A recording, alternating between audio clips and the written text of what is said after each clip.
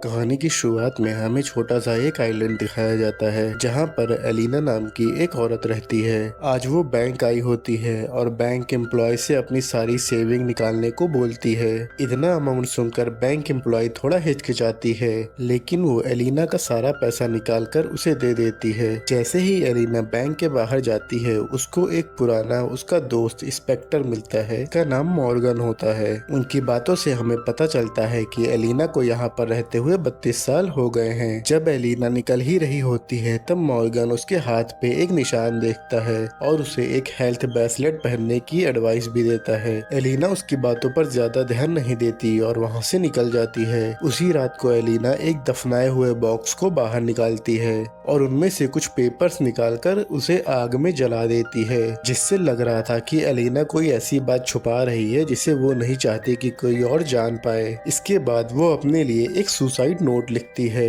और खुद को शूट करने के लिए बैठ जाती है। वो ट्रिगर दबाने ही वाली होती है तभी उसकी पड़ोसी ब्रुक उससे हेल्प मांगने के लिए आती है। वो कहती है कि उसका पति डेमन अचानक से वापस आ गया है और उसने हमारी बेटी निकोल को किडनैप कर लिया है, लेकिन उसका फोन खराब होता है। पर एलिना का फोन भी खराब था। ब्रुक एलिना से उसकी कार मांगती है। एलिना भी बिना कुछ सोचे उसे अपनी कार दे देती है, लेकिन कार स्टार्ट ही नहीं हो रही थी। वो कार के इंजन को देखने लगते हैं, लेकिन कार के इंजन से धुआं निकल रहा होता है और वो अचानक से ब्लास्ट हो जाता है। ये सब कुछ वहाँ पर एक छुपा हुआ आदमी देख रहा था। अब फोन भी खराब है और कार भी पूरी तरह से खराब हो चुकी है। बुर्क बहुत ज्यादा घबरा जाती है, मगर एलिना शांत रहती है और आगे क्या करना है ये सोचने लगती है। जब तक बुर्क होश में आती है, एलिना सारी तैयारी कर लेती है। अगर वो लोग पुलिस को बुलाएंगे तो बहुत देर हो जाएगी, इसीलिए वो लोग खुद ही उस बच्ची को बचाने के लिए निकल पड़ते हैं। दोनों बाहर निकलकर खोजना शुरू करते हैं और वहाँ पर उन्हें कुछ लोगों के पैरों के निशान भी मिलते हैं। इसी तरह सुराखों का पीछा करते हुए वो लोग अपनी खोज शुरू करते हैं। बहुत तेज बारिश में वो लोग धीरे धीरे आगे बढ़ना शुरू करते हैं। अगली सुबह एलिना और बुर्क को एक घर दिखाई देता है। वो दोनों छुपकर वहाँ पे देखते हैं तो वहाँ पर दो आदमी होते हैं। बुर्क उन्हें बताती है कि ये वो उसके पति डेमन के साथी हैं। वो देखने से काफी ताकतवर लग रहे थे।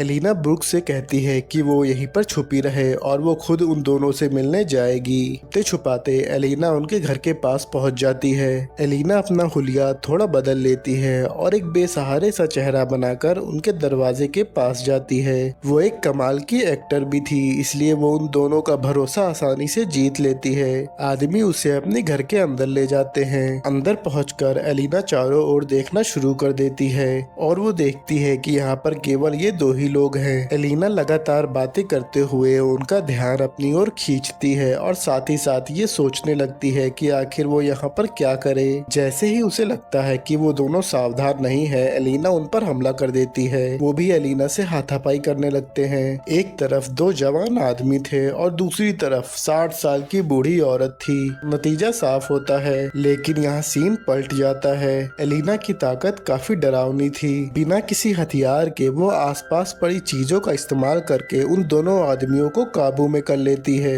ब्रुक के पति का पता पूछने के बाद वो उन दोनों को बिना किसी हिचकिचाहट के मार देती है। ब्रुक भी अंदर आ जाती है और वो ये सब देखकर बिल्कुल हैरान हो जाती है। घर की तलाशी लेने पर उन्हें यहाँ पर एक वॉकी टॉकी मिलता है। ब्रुक एलिना से पूछती है कि वो आखिर इतनी ताकतवर कैसे बनी। एलिना उससे कहती है कि उसने सालों पहले एक बॉयज स्काउट ज्वाइन किया था, मगर ब्रुक उससे कहती है झूठ मत बोलो, मुझे सच बताना। तब एलिना उससे बताती है कि वो एक सीक्रेट एजेंट है और ये सुनकर ब्रुक हैरान हो जाती है और बोलती है कि मुझे पता कैसे नहीं चला कि तुम एक एजेंट हो। तब एलिना बोलती है कि अगर तुम्हें पता चल जाता तो मैं एक अच्छी एजेंट ना होती। फिर वो दोनों आगे बढ़ना शुरू करते हैं। दूसरी तरफ डेमन अपनी बेटी के साथ थोड़ा आराम करने के लिए रुका हुआ था। वो वॉकी टॉकी पर अपने साथियों से कांटेक्ट करने की कोशिश कर रहा था, लेकिन उसे अपनी पत्नी की आवाज सुनाई पड़ती है, जिसे सुनकर वो एकदम बौखला जाता है। अभी भी बारिश बहुत तेज हो रही थी। कुछ दूर चलने के बाद एलिना और बुर्क एक बड़ी चट्टान के नीचे आराम करने के लिए ठहर जाते हैं। इसी दौरान बुर्क एलिना को अपनी कहानी बताती है। वो बताती है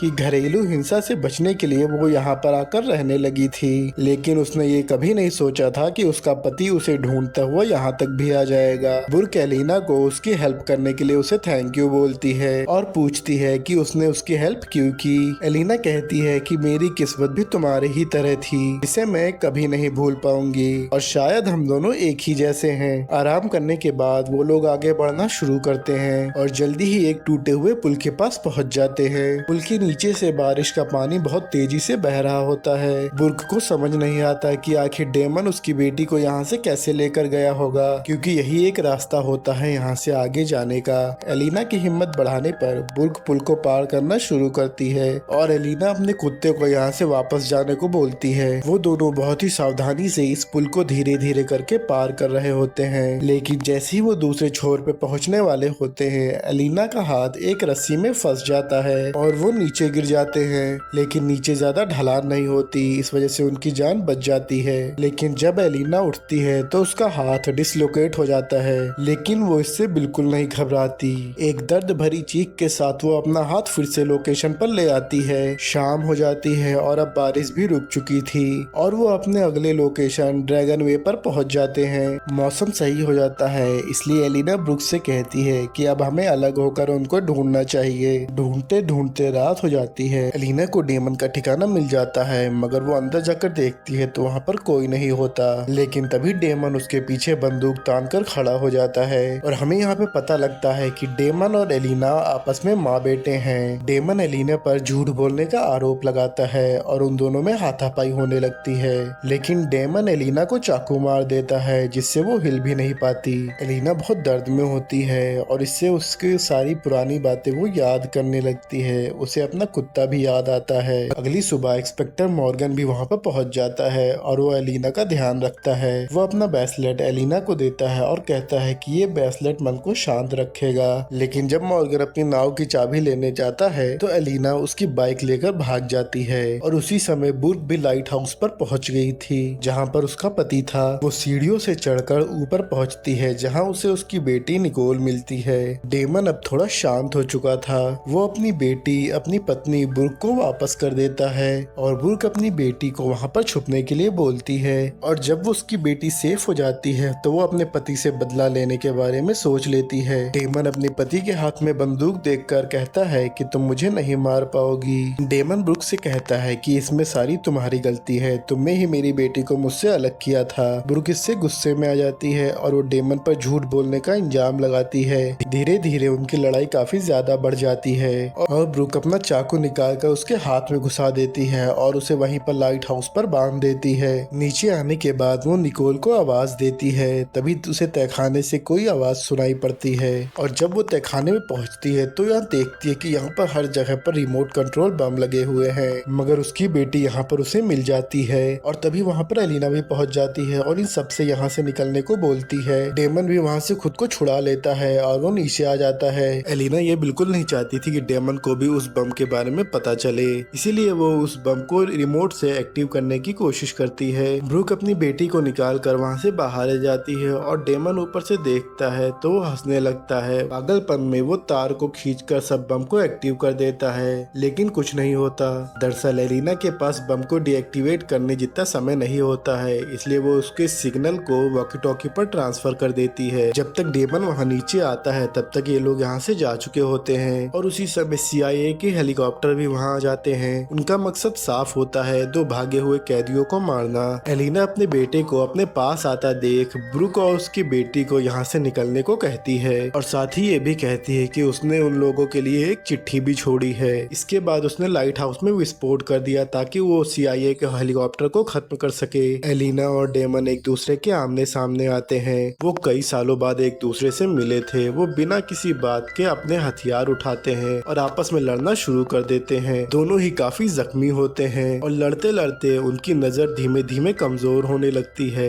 आखिर में डेमन अपनी माँ को गले से लगा लेता है और रोने लगता है। एलिना भी अपने बेटे को गले से लगा लेती है और तभी CIA के हेलीकॉप्टर आ जाते हैं और उन्हें शूट कर देते हैं और इसी तरह एक माँ बेटे की दुश्मनी यहाँ पर खत्म हो जाती है। कुछ समय बाद ब्रुक अपनी बेटी के साथ यहाँ पर आराम से रहने लगती है, लेकिन CIA के लोग बार बार इनके पास आते रहते हैं। दरअसल एलिना के पास जो पेपर्स उसने जलाए थे वो शायद CIA के लिए बहुत ही इम्पोर्टेंट थे, लेकिन एलिना के जाने के साथ ही वो सब भी नष्ट हो जाते हैं। सीन बदलता है और एक क्रूज शिप पर हमें ब्रुक और उसकी बेटी दिखाई देते हैं जो कहीं दूर देख रहे थे। उसने एलिना का घर बेच दिया था और किसी नई जगह पर अपनी जिंदगी शुरू करने का फैसला किया था। और तभी उसके कुत्ते को कुछ महसूस होता है। वो चौकन्ना होकर शिप के ऊपर देखने लगता है। वहाँ पर एक औरत खड़ी हुई थी, पर हमें नहीं पता चलता कि ये औरत कौन थी। और इसी के साथ ये खूबसूरत सी कहानी यहाँ पर खत्म हो जाती है। दोस्तों, अगर आप चैनल पर नए हो तो प्लीज हमें सपोर्ट करिए। आपके सपोर्ट की हमें बहुत जरूरत है। वीडियो को लाइक और चैनल को सब्सक्राइब कर दीजिए। मिलते हैं किसी और नई वीडियो के साथ, तब तक के लिए गुड बाय।